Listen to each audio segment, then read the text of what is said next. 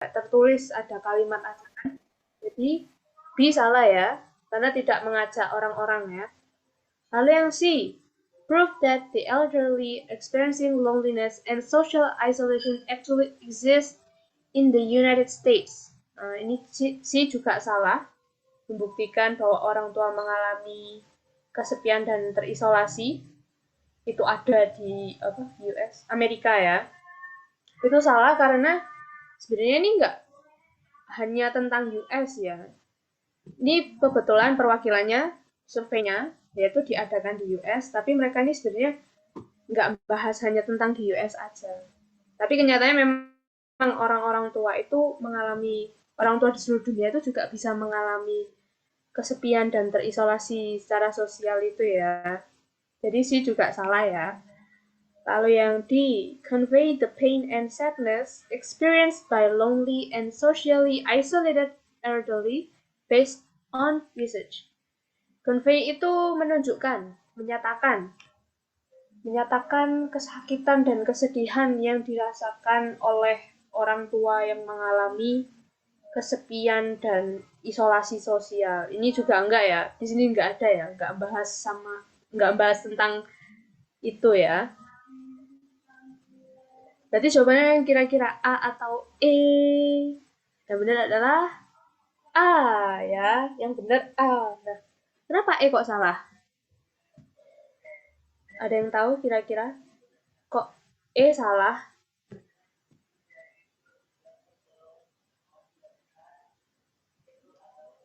Ada yang tahu? Ada yang tahu? Atau nggak tahu? Soalnya A sama E mirip-mirip. Gitu. Bingung. Saya A sama E mirip. Nggak ada yang tahu ya? Oke. Jadi E itu salah karena ini ya, tell about the loneliness and unhappiness felt by the elderly. Itu typo ya. Itu by, bukan BU ya. By the elderly who are socially isolated as well as research findings.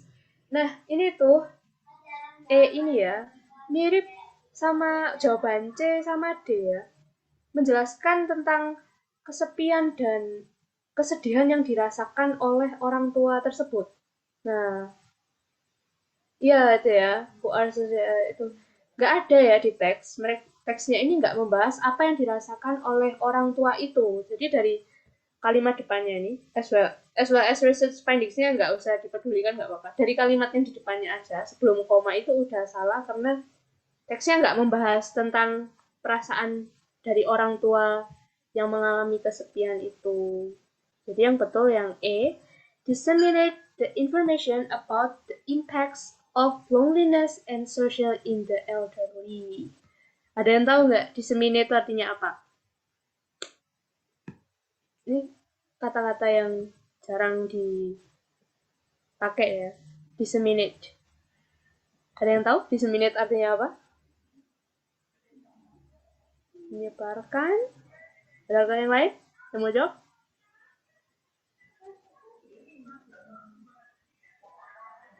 Nggak tahu ya. Menyebarluaskan. Ya, hampir mirip ya. Hampir mirip sama yang menyebarkan. Nggak salah, tapi lebih tepatnya menjelaskan. Menjelaskan informasi tentang dampak dari kesepian dan isolasi sosial di kalangan orang tua. Nah, paham ya kenapa jawabannya A? Karena teks ini hanya membahas tentang dampak dari orang tua yang kesepian, yang tinggal sendirian, kayak gitu ya. Bahwa dampaknya itu mereka merasa terisolasi dan bahkan meningkatkan resiko terkena penyakit gitu ya. Dia nggak membahas tentang apa yang dirasakan oleh orang tuanya atau yang lain-lainnya itu nggak dibahas ya. Paham? Atau ada yang mau ditanyakan?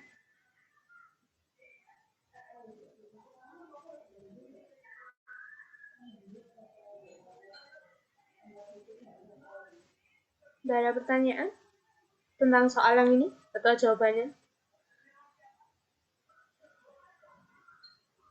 Paham ya? Oke. Itu deh berarti aku ngasih cuma 3 aja gitu ya. Sebenarnya udah selesai, tapi sebelum aku akhiri kelasnya, ya, aku masih buka pertanyaan lagi buat yang mau tanya mungkin tips tentang mengerjakan bahasa Inggris, atau Kak, aku ada soal lain yang nggak kakak tulis di PowerPoint yang aku bingung gitu, gimana sih ngerjainnya gitu. Atau mungkin tips-tips mempersiapkan diri sebelum ujian juga boleh. Ada yang mau tanya?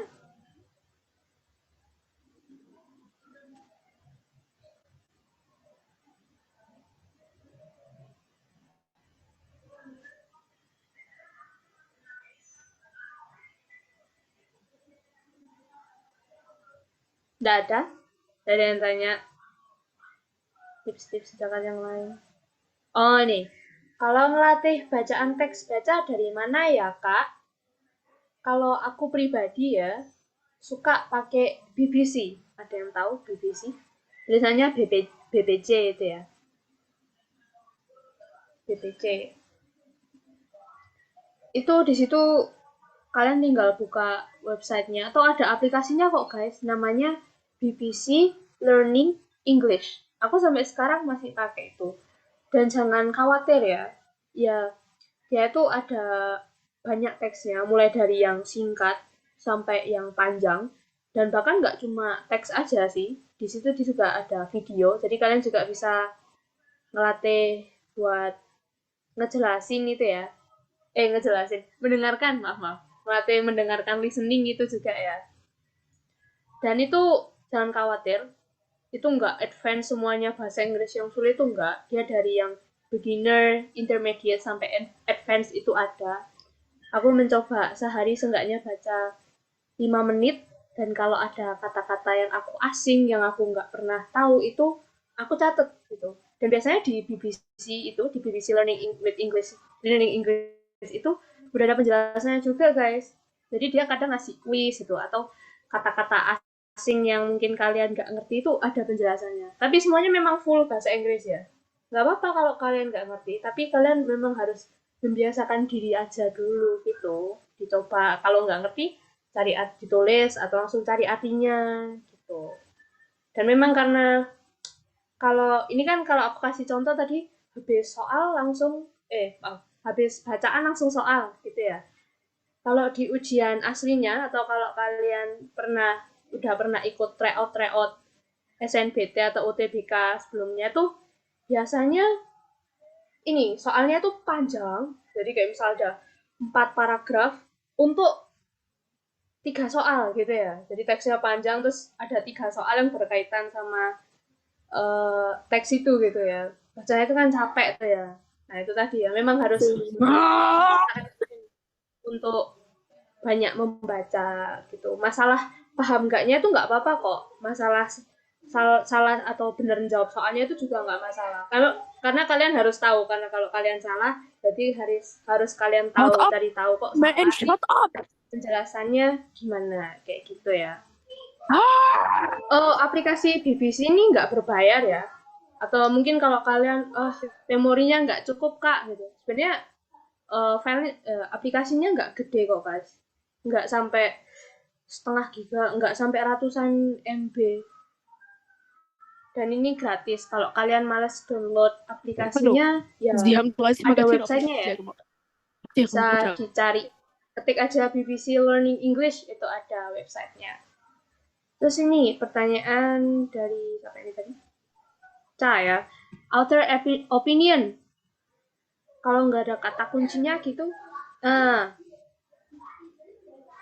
biasanya kalau dari aku sih ini ya, memang kadang nggak mesti ada ID-nya, tapi aku bisa jamin kemungkinan besar dan seringnya itu ada I sama W-nya. Kayaknya aku jarang deh nemu author's opinion yang tanpa I atau we. Kalau tentang author's opinion-nya ya. Terus juga bisa tentang ini, personal view. Itu kadang nggak berdasarkan fakta. Biasanya kan teks itu menulis itu berdasarkan fakta ya. Dari berdasarkan fakta itu biasanya di paragraf terakhir itu tiba-tiba ada kayak perasaan dari penulisnya gitu, yang nggak berdasarkan data yang di atas gitu. Misalnya teks tentang kayak bencana alam itu tadi, harus di bawahnya, aku merasa I feel like this disaster is a dangerous thing and we should bla bla bla kayak gitu ya. Biasanya dia nanti itu nggak selalu berhubungan dengan fakta, tapi lebih ke arah opini atau perasaannya si penulis tentang teks yang dia tulis itu. Gimana, Ca? Paham nggak? Atau belum?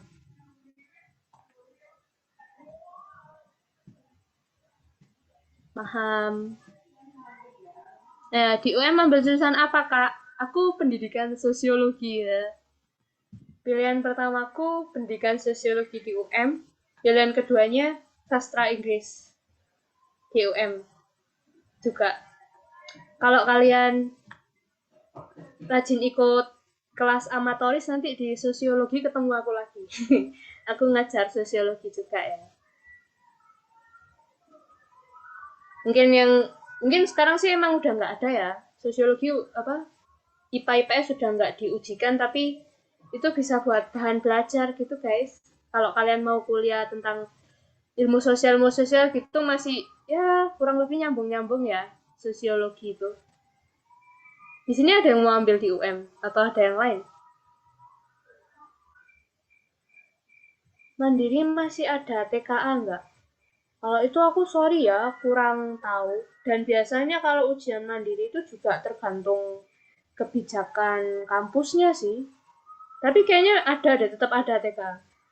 Jadi bukan berarti karena sekarang mapel IPA IPS nggak diujikan, terus kalian benar-benar nggak belajar gitu. Harus tetap belajar ya.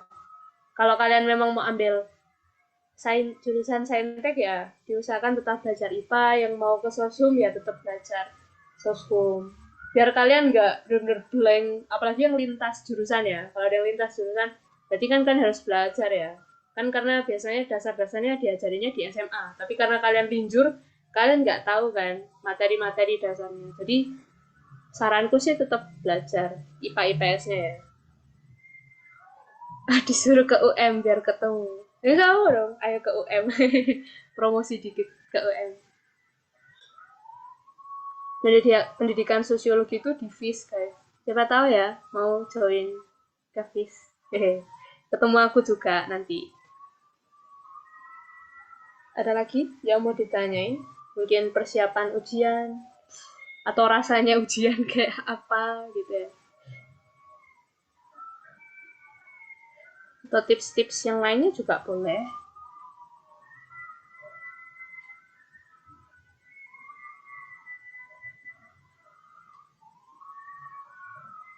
Ada lagi yang mau tanya? Tips dapat vocab banyak. Sama kayak yang tadi sih sebenarnya, membaca ya. Tapi kalau mungkin kalian tipe yang bosenan gitu ya, aduh aku ngantuk, capek, aku udah capek belajar ujian, baca banyak-banyak, males deh banyak baca-baca lagi. Sebenarnya jangan males membaca ya guys, harus baca sih. Mau nggak mau memang harus baca, tapi ada alternatif lain. Mungkin kalian suka nonton Netflix tuh, subtitlenya nyalain yang bahasa Inggris. Aku suka belajar kayak gitu, nonton tapi nonton apa aja pakai subtitle bahasa Inggris. Nah itu biasanya kan karena mereka native ya yang ngomong ya, jadi kosakatanya tuh nggak melulu mungkin kayak I like, you like gitu, nggak cuma muter-muter di situ aja vocabulary-nya itu. Bisa dari situ sih, terus kalian nemu yang asing gitu ya langsung aku suka buru-buru catat di HP gitu, nanti aku cari artinya kayak gitu, aku cari artinya. Terus juga kebetulan aku kalau main medsos tuh postingnya suka banyak bahasa Inggris itu, jadi memang biasain diri aja banyak baca, entah bacaan yang singkat dari medsos gitu atau dari video, atau lebih keren lebih bagusnya lagi ya baca yang teks bacaan yang banyak-banyak gitu. Kalian harus selalu nyoba buat ngerjain soal juga sih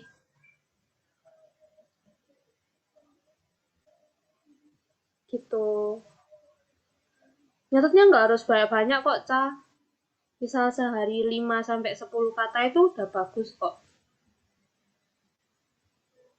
Tapi harus diingat ya. Jangan habis belajar terus baca soal lagi ada kata-kata itu aduh aku lupa gitu. Harus diingat ya. Jadi selain ditulis, dicari artinya juga coba diomongin di apa pronunciation-nya itu ya, biar tahu cara ngeja ngomongnya juga. Tadi karena aku buru-buru baca soalnya agak belepotan gitu kan. Nah kayak gitu tuh, kalau kurang banyak berlatih ngomong biasa kayak gitu juga. Lewat ngomong itu juga nambah vocabulary sih. Kalau aku pribadi gitu cara belajarnya. Atau ada yang lain? Udah 8.20 sih. Udah? Segitu aja atau masih ada yang mau nanya?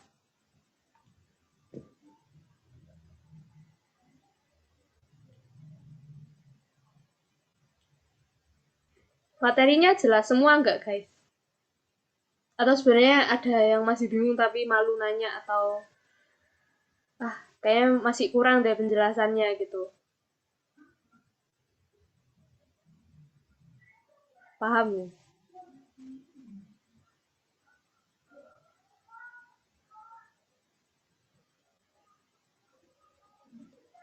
Kayaknya paham semua ya. Oke ya, berarti kelasnya aku akhiri di sini. Aku mau bilang makasih buat kalian yang udah mau meluangkan waktunya untuk belajar bareng di sini. Semoga penjelasan aku berguna. Terus jangan lupa banyak baca, banyak latihan soal. Kayaknya kalau kalian cari di YouTube dan di IG atau aplikasi lainnya itu banyak banget soal SNBT. Nggak cuma literasi bahasa Inggris, tapi soal SNBT atau UTBK yang lainnya. Terus latihan, jaga kesehatan juga. Terus sebelum kalian keluar dari ruangan ini guys, aduh, enggak. Nih, nggak sampai 5 menit guys. Tolong isi feedbacknya.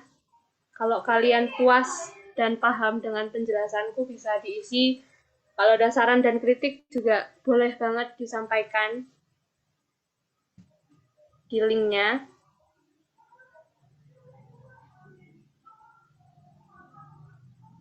Boleh diisi bentar ya. Nggak sampai 5 menit kok guys, sedikit aja. Terus juga mungkin kalian yang lihat postingan kelas ini dari Instagram atau Twitter, akunku udah di tag. Buat yang masih pengen tanya-tanya atau bingung, boleh banget ya DM aku. DM ku terbuka kok untuk semua pertanyaan kalian ya.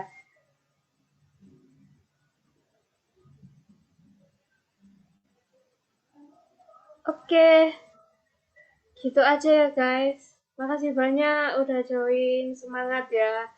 Nggak kerasa beberapa bulan lagi kalian akan ujian. Kutunggu kalian di perkuliahan, di dunia perkuliahan. Hehe. Semangat selalu ya guys. Makasih. Good night everyone. Boleh keluar ya.